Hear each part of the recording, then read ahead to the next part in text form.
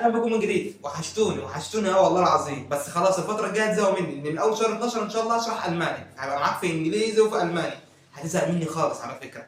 طيب لو كنت اولى ثانوي او ثانيه ثانوي او ثالثه اعدادي فشرحهم عندك بينزل على اليوتيوب، تابعنا على الفيس او اليوتيوب عشان تشوف كل حاجه، ولو عندك اي سؤال بخش اسالني عادي هجاوب عليك.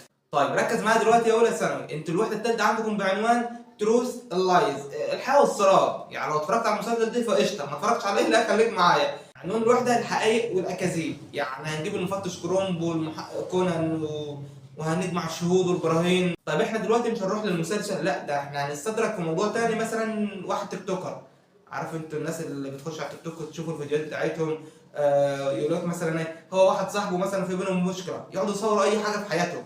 واحد وصاحبه يعمل بينهم مشكله، لا استنوا في الحلقه الجايه نشوفونا احنا بنتخانق، الحلقه اللي بعدها احنا بنتصالح، الحلقه اللي بعدها مش عارف ايه. وده طبعا يخش يعمل لايك، وعندهم الاف المتابعين، ومعاهم فلوس الوفات وملايين، وانت على الله حكايتك. فاحنا دلوقتي هنتكلم على قصه شبهها، ناخد فيها كلمات الوحده، قصه حلوه على فكره. طيب دي بالنسبه لموضوع الوحده بالكلمات بتاعتها. بالنسبه بقى للقواعد، بص انت عندك كل حالات اف، يعني حرفيا اف والله العظيم، وده حاجه غلط. المفروض ان الحالات دي تتوزع، يعني مثلا كل واحده يحط لنا فيها حاله، او اتنين الترم الاول واثنين الترم الثاني، هم حطوا لنا كله مع بعضيهم.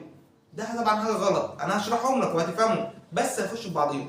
انت لازم تسيب من كل حاله وحاله مثلا يومين، عشان كل حاله لازم في دماغك. لان انا مش هقول لك ايه، الحاله الاولى لقيت كذا اختار كذا، الحاله الثانيه لقيت كذا اختار كذا، الحاله الثالثه هناك في كذا تعالى هات لنا. ما فيش الكلام ده، احنا كده بنتعلم شغل بصمجيه، شغل معادلات، لقيت الف اختار ب. ما فيش الكلام ده، انت كده ما انتش فاهم اي حاجه خالص. تمام، واحنا ما بنعملش الحاجات ديت هنا. فركز معايا وتعلمها عشان خاطر تقدر تستخدمها في حياتك، يعني انت بتتعلم لغه وفي نفس الوقت تقدر تمارسها. طب لاحظ تقدر تشرح الفيديو كله او الوحده كلها. هبدا معاك بالحاله الصفريه، هي دقيقه واحده، بعد كده ناخد نص الكلمات، بعد كده ناخد الحاله الاولى لاف، بعد كده ناخد النص الثاني من الكلمات، بعد كده الحاله الثانيه لقاعده اف. طب والحاله الثالثه لا ده عندك على اليوتيوب يا حبيبي، انا منزلها قبل كده، خش شوفها، هتلاقيها على الفيس، هتلاقيها على اليوتيوب عندك اهي، تخش شوفها. تمام، بس حاول تخلي من الحاله الثانيه يوم او يومين. تمام، دي نصيحه مني يعني في الاول وفي الاخر. دلوقتي تعالوا نبدا مع بعضنا.